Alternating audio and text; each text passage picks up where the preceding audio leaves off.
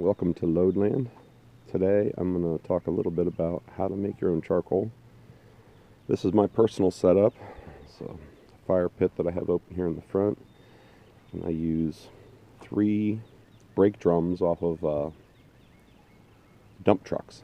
Those are all stacked up, 2 opened up on the bottom, and then as you can see I have the bottom packed up, kind of line up the lug holes.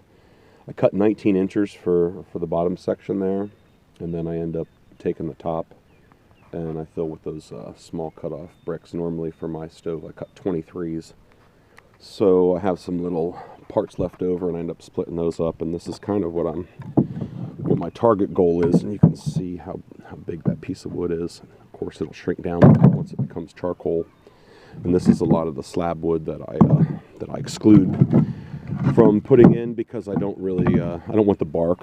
I want as best a pure charcoal as I can get from it.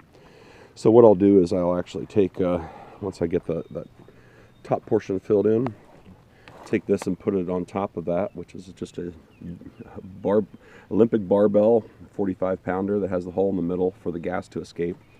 The important part here is when you do make it, you don't want to have any air being able to get into your charcoal chamber, because that'll create combustion that you don't want. You want pyrolysis, which is the cooking of the fuel, or cooking of the material without oxygen being introduced to it, and what you'll be left with is some pretty decent charcoal. Personally I use red oak.